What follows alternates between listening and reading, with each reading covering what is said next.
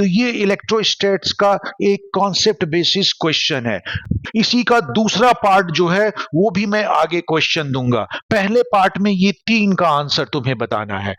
इसमें तुम्हें 2 स्फीयर दे रखे हैं। एक स्फीयर का रेडियस 3 मीटर है, दूसरे स्फीयर का रेडियस 2 मीटर है।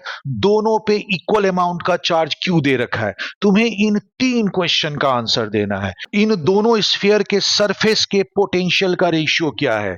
सेकंड क्वेश्चन है उनके सरफेस पे चार्ज डेंसिटी का रेशियो क्या है।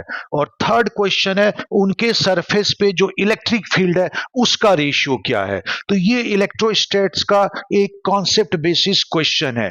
और अगर तुमने इनका आंसर दे दिया तो इलेक्ट्रोस्टैट्स के बहुत सारे कॉन्सेप्ट्स की जो है तुम्हें क्लियरिटी हो जाएगी। तो सबसे पहले क्या करो कि इलेक्ट्रोस्टैट्स के फॉर्मूले रिवाइज करो, वीडियो को पॉज करो और इन तीनों का आंसर निकालने की कोशिश करो। देखो क्या तुम निकाल पाते हो, और अगर तुम निकाल लेते हो इसका मतलब तुम्हारा कॉन्सेप्ट ठीक है, और अगर नहीं निकाल पाते हो इसका मतलब तुम्हें कॉन्सेप्ट को दोबारा रिवाइज करने की जरूरत है। और इसका मैं एक्सप्लेनेशन भी कर देता हूं, तो समझने के लिए तुम वो एक्सप्लेनेशन भी देख सकते हो। सबसे पहले हम देखते हैं कि इन दोनों स्फीयर के सरफेस के पोटेंशियल का रेशियो क्या है।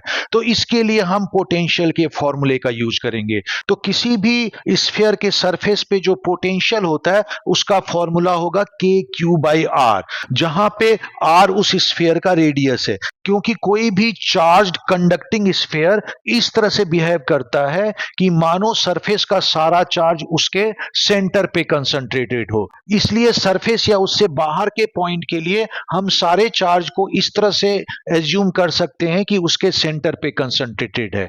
और पोटेंशियल तुम्हें कहां पे निकालना है, सरफेस पे, जो कि सेंटर से आर डिस्टेंस पे है। तो इसलिए जो पोटेंशियल का हमारा जनरल फॉर्मूला है के क्यू बाई आर, वो यहां अप्लाई कर देंगे तो हमें सरफेस पोटेंशियल का फॉर्मूला मिल जाता है के क्यू बाई आर। ये किसी भी चार्ज कंडक्टर के सरफेस के पोटेंशियल का फॉर्मूला है। तो सरफेस ए का पोटेंशियल होगा k q by r A, surface B का पोटेंशियल होगा k q by R B. क्योंकि हमें रेशियो चाहिए तो V A divided by V B कर देते हैं। तो हमारे पास जो एक्सप्रेशन आ जाएगा सॉल्व करके वो ये होगा। तो क्योंकि इसमें डिनोमिनेटर में भी डिवीजन है तो हम प्रोडक्ट रूल जब अप्लाई करेंगे तो ये रिवर्स ऑर्डर में आके मल्टीप्लाई हो जाएगा। इसका मतलब है सरफेस पोटेंशियल का जो रेशियो है उनके रेडियस के रेशियो के रेसिप्रोकल ऑर्डर में होगा। V A by V V equal to होगा R B by R A. R B जो है हमारा वो 2 मीटर है, आर ए हमारा 3 मीटर है। तो इसलिए इसका आंसर आ जाएगा 2:3। इसका मतलब हुआ वीबी के रेशियो वाला टर्म बड़ा है तो वीबी का पोटेंशियल ज्यादा होगा और वीए का पोटेंशियल कम होगा। अब सेकंड क्वेश्चन में आता है, इसमें सरफेस चार्ज डेंसिटी का रेशियो बोला है। तो इसमें हम सरफेस चार्ज डेंसिटी का फॉर्मूला यूज करेंगे। तो सरफेस चार्ज डेंसिटी क्या होता है, तो सरफेस चार्ज डेंसिटी होता है सरफेस पे total charge divided by surface का एरिया। तो ये क्योंकि स्फीयर है तो स्फीयर का surface area 4 pi r square होता है। तो स्फीयर की चार्ज डेंसिटी का फॉर्मूला हो जाएगा Q upon 4 pi r square, जहां पे आर जो है स्फीयर का रेडियस है। तो अब हम दोनों स्फीयर के चार्ज डेंसिटी को निकालते हैं और उन्हें डिवाइड कर देंगे। तो जो पहला स्फीयर है उसका चार्ज डेंसिटी होगा Q upon 4 pi are A का स्क्वायर, और जो दूसरा स्फीयर है उसका चार्ज डेंसिटी होगा Q upon 4 pi are B का स्क्वायर। और क्योंकि हमें रेशियो चाहिए तो हम दोनों चार्ज डेंसिटी को डिवाइड कर देते हैं। तो ये हो जाएगा Q upon 4 pi are A square divided by Q upon 4 pi are B square. तो इस तरह से जब हम इसको सिंप्लीफाई करेंगे तो ये हो जाएगा Q upon 4 pi are A square, और डिनोमिनेटर का टर्म मल्टीप्लाई होके रिवर्स ऑर्डर में आ जाता है। तो ये हो जाएगा 4 pi are B square upon Q। तो Q और Q कैंसिल हो गया, 4 पाई कैंसिल हो गया। तो चार्ज डेंसिटी का रेशियो आया आर बी का स्क्वायर अपॉन आर ए का स्क्वायर। तो आर बी हमारा 2 है तो 2 का स्क्वायर 4 होगा, आर ए हमारा 3 है तो 3 का स्क्वायर 9 होगा। तो इस तरह से चार्ज डेंसिटी का रेशियो आ गया 4:9। तो अगेन क्योंकि बी का रेशियो वाला टर्म बड़ा है, तो इसका मतलब बी के सरफेस पे जो चार्ज डेंसिटी है वो ज्यादा होगी। अब हम थर्ड क्वेश्चन को सॉल्व करते हैं। तो थर्ड क्वेश्चन है जो इनके सरफेस पे जो इलेक्ट्रिक फील्ड है उसका रेशियो क्या होगा। तो चार्ज कंडक्टिंग स्फीयर के सरफेस पे जो इलेक्ट्रिक फील्ड का फॉर्मूला होता है वो होता है सिग्मा अपॉन एप्सिलॉन नॉट, जहां सिग्मा चार्ज डेंसिटी है। तो क्योंकि हम सिग्मा का रेशियो निकाल चुके हैं तो इसका यूज करके ही हम इलेक्ट्रिक फील्ड का रेशियो निकाल सकते हैं। तो ए पे जो इलेक्ट्रिक फील्ड है उसका फॉर्मूला होगा sigma A upon epsilon naught, और बी पे जो इलेक्ट्रिक फील्ड है उसका फॉर्मूला होगा sigma B upon epsilon naught. तो इलेक्ट्रिक फील्ड का जो रेशियो है वो हो जाएगा sigma A upon epsilon naught divided by sigma B upon epsilon naught. Again denominator को प्रोडक्ट फॉर्म में लिख दें तो ये आ जाएगा sigma A upon epsilon naught into epsilon naught upon sigma B. तो जो रेशियो आ जाएगा sigma A by sigma B आएगा, जो कि हम 4:9 निकाल चुके हैं। तो इस तरह से जो सरफेस पे इलेक्ट्रिक फील्ड है उसका रेशियो भी 4:9 आएगा। इस तरह से तीनों क्वेश्चन को सॉल्व करने के लिए हमने उनका रेडियस के टर्म्स में रेशियो निकाला, रेडियस दे रखा था, तो इस तरह से तीनों का रेशियो आ गया और ये इजीली सॉल्व हो गया। अब इसी क्वेश्चन को मैं एक्सटेंड करता हूं और इसका दूसरा पार्ट हम सॉल्व करते हैं। अब इस क्वेश्चन का सेकंड पार्ट स्टार्ट करते हैं। तो सेकंड पार्ट ये है कि ये दो चार्ज कंडक्टिंग स्फीयर जो था उसको हमने एक कंडक्टिंग वायर से कनेक्ट कर दिया। तो तुम्हें ये बताना है कि कनेक्ट करने के बाद क्या होगा, क्या चार्ज एक स्फीयर से दूसरे स्फीयर में ट्रांसफर होगा या फिर नहीं होगा। ट्रांसफर होगा तो इक्विलिब्रियम स्टेज आने के बाद दोनों स्फीयर पे कितना चार्ज बचेगा, और ये भी बताना है कि कितना चार्ज इस प्रोसेस में ट्रांसफर हुआ। तो पहला क्वेश्चन तो ये है, और इस क्वेश्चन का दूसरा पार्ट ये है कि इक्विलिब्रियम आने के बाद दोनों स्फीयर के सरफेस के पोटेंशियल का रेशियो क्या होगा, दोनों स्फीयर के सरफेस चार्ज डेंसिटी का रेशियो क्या होगा, और दोनों सरफेस पे जो इलेक्ट्रिक फील्ड है उसका रेशियो क्या होगा। तो ये सारे क्वेश्चन का आंसर तुम्हें बताना है। तो अगेन तुम वीडियो पॉज करो, क्वेश्चन पे सोचना स्टार्ट करो, तुमने जो कॉन्सेप्ट सीखा है उसका यूज करो और देखो क्या इसका आंसर तुम दे सकते हो। और अगर आंसर नहीं दे सकते हो इसका मतलब तुम्हारे कॉन्सेप्ट में अभी भी प्रॉब्लम है। तो मैंने इसका सॉल्यूशन आगे अपलोड कर दिया है, तो तुम सॉल्यूशन देखो और देखने के बाद दोबारा कॉन्सेप्ट्स में जाओ और उसे दोबारा स्टडी करो और देखो कि कॉन्सेप्ट समझने में तुमसे क्या छूट गया था जिसकी वजह से तुम इसे सॉल्व नहीं कर पाए। तो पहले तुम खुद सॉल्व करने की कोशिश करो, और अगर सॉल्व नहीं होता है तो फिर मेरा आगे का एक्सप्लेनेशन देखो और उसे ऑब्जर्व करो और समझने की कोशिश करो कि प्रोसेस क्या हो रहा है, क्या कॉन्सेप्ट, क्या एनालिसिस हम यूज कर रहे हैं सॉल्यूशन को फाइंड आउट करने के लिए। तो मैं सॉल्यूशन स्टार्ट करता हूं। तो इस क्वेश्चन के पिछले पार्ट में हम देख चुके हैं कि दोनों स्फीयर के सरफेस पोटेंशियल का रेशियो हमने निकाला था, वो 2/3 आया था, मतलब 2:3 आया था, जो कि लेस देन 1 है। तो इसका मतलब हुआ ए का सरफेस पोटेंशियल बी के सरफेस पोटेंशियल से कम है। इसका मतलब बी का सरफेस पोटेंशियल ज्यादा है ए के सरफेस पोटेंशियल से, तो इन दोनों सरफेस के बीच एक पोटेंशियल डिफरेंस है। तो जैसे ही हम कंडक्टिंग वायर कनेक्ट करेंगे तो जो पॉजिटिव चार्ज है हायर पोटेंशियल से लोअर पोटेंशियल की तरफ फ्लो होने लगेगा। तो इसका मतलब हुआ पॉजिटिव चार्ज का फ्लो स्फीयर बी से स्फीयर ए में होने लगेगा। तो इस क्वेश्चन का एक पार्ट तो हमने सॉल्व कर दिया कि हाँ चार्ज का ट्रांसफर होगा क्योंकि दोनों के सरफेस पोटेंशियल में डिफरेंस है, और बी का सरफेस पोटेंशियल ज्यादा है, इसलिए चार्ज का ट्रांसफर बी से ए की तरफ होगा। और ये चार्ज का ट्रांसफर कब तक होता जाएगा, तो ये चार्ज का ट्रांसफर तब तक होता रहेगा जब तक दोनों के सरफेस का पोटेंशियल सेम ना हो जाए, क्योंकि चार्ज का ट्रांसफर पोटेंशियल डिफरेंस की वजह से हो रहा है। तो सबसे पहले हम ये फाइंड आउट करते हैं कि इक्विलिब्रियम स्टेज कब आएगी। इक्विलिब्रियम स्टेज का मतलब जब चार्ज का फ्लो होना रुक जाए।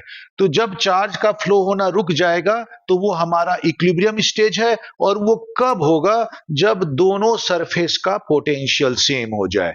तो सपोज जब दोनों स्फीयर इक्विलिब्रियम कंडीशन में आ गया, तो सपोज पहले स्फीयर पे चार्ज Q1 है और दूसरे स्फीयर पे चार्ज Q2 है।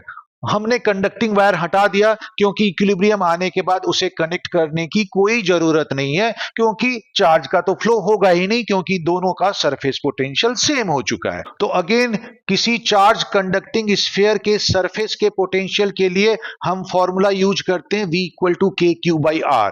तो जो ए स्फीयर होगा उसका सरफेस पोटेंशियल हो जाएगा KQ1/RA, और जो बी स्फीयर होगा उसका सरफेस पोटेंशियल हो जाएगा KQ2/RB। अब क्योंकि दोनों सरफेस पोटेंशियल इक्वल हो चुके हैं इक्विलिब्रियम में आने के बाद, इसलिए VA इक्वल टू VB हम लिख सकते हैं। तो इसका मतलब हो गया KQ1/RA इक्वल टू KQ2/RB होगा। तो K और K कट गया, Q2 को मैंने इधर डिवाइड कर दिया और RA को इधर क्रॉस मल्टीप्लाई करके न्यूमरेटर में लेके चला गया। तो जो चार्ज का रेशियो Q1/Q2 है वो RA/RB हो जाएगा, और RA की वैल्यू 3 है, RB की वैल्यू 2 है। तो इक्विलिब्रियम स्टेज में आने के बाद दोनों स्फीयर पे जो चार्ज का रेशियो है वो 3:2 हो जाएगा। अब हमें यह पता है कि इस प्रोसेस में चार्ज का लॉस नहीं हुआ है, क्योंकि चार्ज तो कहीं गए नहीं है। तो इसका मतलब है जो दोनों स्फीयर पे जो टोटल चार्ज था 2Q, वही रीडिस्ट्रीब्यूट होके पहले पे Q1 हो गया है और दूसरे पे Q2 हो गया है। मतलब पहले जितना चार्ज था टोटल चार्ज अभी भी उतना है, वो कहीं नहीं गया है। क्योंकि कहां जाएगा? उसके पास कहीं और बाहर जाने का रास्ता ही नहीं है। बाहर तो एयर है, तो एयर में तो लीक हो नहीं सकता, एयर इंसुलेटर होता है। तो इसका मतलब है जस्ट चार्ज का रीडिस्ट्रीब्यूशन हुआ है, टोटल चार्ज उतना ही रहा है। तो इसका मतलब हुआ पहले टोटल चार्ज 2Q था, अब total charge Q1 and Q2 है। तो ये दोनों इक्वल होंगे। तो देयरफॉर जो Q1 प्लस Q2 है, इक्विलिब्रियम के बाद जो सम ऑफ चार्ज है, वो इनिशियल स्टेज में जो दोनों स्फीयर पे टोटल चार्ज था 2Q, उसके इक्वल होगा। तो Q1 प्लस Q2 2Q के इक्वल हो गया, और Q1 और Q2 का रेशियो 3:2 हो गया। अब हम रेशियो वाला कॉन्सेप्ट यूज कर लेते हैं। रेशियो वाला कॉन्सेप्ट क्या कहता है? तो रेशियो का कॉन्सेप्ट ये कहता है कि रेशियो में जो वेरिएबल क्वांटिटी है, अगर तुम्हें उसका सम पता है, तो ये जो सम होगा रेशियो में जो टर्म है उनके सम के प्रोपोर्शनल होगा, और उसमें से जो वेरिएबल क्वांटिटी है अपने रेशियो के इक्वल पार्ट लेगा। तो यहां पे हम देखते हैं कि रेशियो के टर्म का सम 5 है। तो इसका मतलब हुआ ये टोटल चार्ज को अगर मैं 3 + 2 5 पार्ट के इक्वल लूं, तो Q1 के पास उसका 3 पार्ट है और Q2 के पास उसका 2 पार्ट है। तो इस कॉन्सेप्ट का यूज करके मैं इजीली इंडिविजुअल वेरिएबल को निकाल सकता हूं। तो Q1 कितना होगा? तो अगर मैं टोटल चार्ज को 5 पार्ट लेता हूं, तो ईच पार्ट में कितना चार्ज होगा? 2Q/5, और Q1 के पास कितना पार्ट है? 3। तो Q1 हो जाएगा 2Q × 3/5। मतलब इसे मैं लिख सकता हूं 6Q/5। तो जो Q1 है, मतलब इक्विलिब्रियम के बाद कंडक्टिंग स्फीयर ए पे जो चार्ज है वो 6Q/5 है। और इसी तरह से जो Q2 होगा, तो Q2 की वैल्यू होगी ईच पार्ट में जो चार्ज है इनटू Q2 का जो पार्ट है, जो कि 2 के इक्वल है। तो ये हो जाएगा 4Q/5। तो इस तरह से जो Q2 है, मतलब कंडक्टिंग स्फीयर बी पे जो चार्ज है वो 4Q/5 होगा। तो इस तरह से इक्विलिब्रियम के बाद हमने दोनों कंडक्टर पे चार्ज की वैल्यू फाइंड आउट कर ली।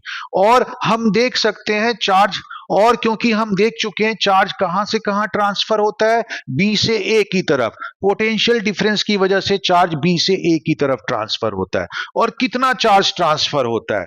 तो स्फीयर बी चार्ज लूज कर रहा है, तो हम देखते हैं स्फीयर बी ने कितना चार्ज लूज किया। तो इनिशियल चार्ज उस पे Q था, अब चार्ज उस पे 4Q/5 बचा। तो अगर मैं माइनस कर दूं तो ये आ गया हमारा Q/5। तो स्फीयर बी ने Q/5 चार्ज लूज लूज किया है, और ये चार्ज किसने गेन किया? तो ये चार्ज स्फीयर ए ने गेन किया। तो स्फीयर बी ने Q/5 चार्ज लूज किया और स्फीयर ए ने Q/5 चार्ज गेन किया। इक्विलिब्रियम के बाद भी तुम देख सकते हो, अगर तुम इन दोनों को ऐड करो, Q1 और Q2 को ऐड करो, तो देखो 2Q ही आ रहा है। तो इक्विलिब्रियम के बाद जो टोटल चार्ज है और जो इनिशियल स्टेज में चार्ज है वो सेम ही आ रहा है, जो कि आना चाहिए, क्योंकि हम इसी कॉन्सेप्ट पे क्वेश्चन को सॉल्व किए हैं। तो इस तरह से इस क्वेश्चन का जो पहला पार्ट था वो सॉल्व हो गया कि ईच स्फीयर पे इक्विलिब्रियम के बाद कितना चार्ज बचेगा। तो ए पे बचेगा 6Q/5 और बी पे बचेगा 4Q/5, और चार्ज का जो ट्रांसफर है वो बी से ए पे होगा, और कितना चार्ज ट्रांसफर होगा? Q/5 ट्रांसफर होगा। अब इस क्वेश्चन का जो सेकंड पार्ट है उसका आंसर फाइंड आउट कर देते हैं। तो सेकंड पार्ट का जो पहला क्वेश्चन है उसमें तुम्हें ए और बी के पोटेंशियल का रेशियो चाहिए। तो क्लियरली जो दोनों के पोटेंशियल का रेशियो होगा वो 1 होगा, क्योंकि कनेक्ट करने के बाद जब इक्विलिब्रियम स्टेज आया था तो दोनों का सरफेस पोटेंशियल सेम था, तो इसलिए जो पोटेंशियल का रेशियो होगा वो 1:1 होगा। अब इसका जो बी पार्ट है वो फाइंड आउट करते हैं। तो बी पार्ट ये कह रहा है कि उनके सरफेस चार्ज डेंसिटी का रेशियो कितना होगा। तो इक्विलिब्रियम आने के बाद सरफेस चार्ज डेंसिटी का रेशियो कितना होगा ये हमें फाइंड आउट करना है। तो इसके लिए सरफेस चार्ज डेंसिटी का फॉर्मूला यूज करते हैं, sigma is equal to Q upon area 4πr², क्योंकि ये स्फीयर है तो स्फीयर का सरफेस एरिया 4πr² होता है। तो सिग्मा ए की वैल्यू होगी, तो इक्विलिब्रियम के बाद स्फीयर ए पे चार्ज Q1 था, तो ये हो जाएगा Q1 अपॉन 4πRA का स्क्वायर, और इसी तरह से सिग्मा बी हो जाएगा Q2, क्योंकि इक्विलिब्रियम के बाद उस पे चार्ज Q2 था, तो Q2 अपॉन 4πRB का स्क्वायर। तो जो चार्ज डेंसिटी का ratio sigma A by sigma B हो जाएगा वो हो जाएगा Q1 अपॉन 4πRA², और क्योंकि सिग्मा बी का जो एक्सप्रेशन है वो डिनोमिनेटर में है, तो जब मल्टीप्लिकेशन के फॉर्म में लिखेंगे तो वो हो जाएगा 4πRB² अपॉन Q2। अब यहां से 4π हमारा कैंसिल हो जाएगा। Q1 की वैल्यू 6Q/5 है वो मैं पुट कर देता हूं, और जो Q2 की वैल्यू है वो 4Q/5 मैं पुट कर देता हूं। इसी तरह से जो RB की वैल्यू है, सेकेंड स्फीयर का रेडियस, वो 2 है, तो ये हो जाएगा 4 डिवाइडेड बाय, और जो RA है वो 3 है, तो RA का स्क्वायर हो जाएगा 9। अब अगर हम इसे सॉल्व करें तो देखो 5 और 5 कैंसिल आउट हो गया, Q और Q कैंसिल आउट हो गया, 4 और 4 कैंसिल आउट हो गया, और ये 3 से कट के हो जाएगा 2, और ये 3 से कट के हो जाएगा 3। तो जो हमारा आंसर आएगा वो आएगा 2:3। तो जो चार्ज डेंसिटी का रेशियो है वो 2:3 होगा इस केस में। अब इसका जो थर्ड पार्ट है, तो कि इक्विलिब्रियम के बाद दोनों स्फीयर पे चार्ज है, तो इनके सरफेस पे जो इलेक्ट्रिक फील्ड है उसका रेशियो क्या होगा। तो इसके लिए हम फॉर्मूला यूज करते हैं, electric field is equal to sigma upon epsilon naught. तो क्लियरली इलेक्ट्रिक फील्ड सिग्मा के प्रोपोर्शनल है, तो जो सिग्मा मतलब सरफेस चार्ज डेंसिटी का रेशियो है वही इलेक्ट्रिक फील्ड का भी रेशियो होगा। तो EA अपॉन EB जो है वो इक्वल टू आ जाएगा sigma A upon sigma B, और ये हो जाएगा 2:3। क्योंकि एप्सिलॉन नॉट कांस्टेंट है तो वो दोनों केस में सेम होगा, वो कट जाएगा, तो इसलिए EA upon EB is equal to sigma A upon sigma B होगा। तो इसका आंसर 2:3 आएगा। तो इस तरह से हमने इस क्वेश्चन का जो सेकंड पार्ट था उसमें जो सारे क्वेश्चन थे उसको इस तरह से कॉन्सेप्ट बेसिस पे सॉल्व कर लिया। तो इसे तुम ध्यान से देखो कि कैसे कैसे कॉन्सेप्ट यूज किया है। तो अगर तुम इन कॉन्सेप्ट्स को समझ जाओगे तो इसके बेसिस पे जो बहुत सारे क्वेश्चन है वो इजीली तुमसे सॉल्व हो जाएंगे।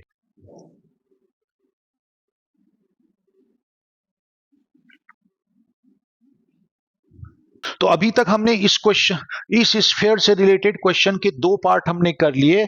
अब इसी बेसिस पे आगे एक क्वेश्चन और बन सकता है। वो क्वेश्चन क्या हो सकता है? वो क्वेश्चन ये हो सकता है कि पहले स्फीयर पे Q और Q चार्ज था, उसके बाद जब हमने कंडक्टिंग वायर से कनेक्ट किया तो चार्ज का ट्रांसफर B से A हुआ और इक्विलिब्रियम स्टेज आ गई। इक्विलिब्रियम स्टेज आने के बाद A स्फीयर पे चार्ज 6Q/5 है और B स्फीयर पे चार्ज 4Q/5 है। अब इसका जो नेक्स्ट टाइप ऑफ क्वेश्चन हो सकता है उसको मैं इस क्वेश्चन का थर्ड टाइप बोलूंगा। तो जो नेक्स्ट टाइप ऑफ क्वेश्चन इसमें बन सकता है वो ये है कि जब कंडक्टिंग वायर से कनेक्ट नहीं किया गया था तब दोनों स्फीयर पे चार्ज Q था।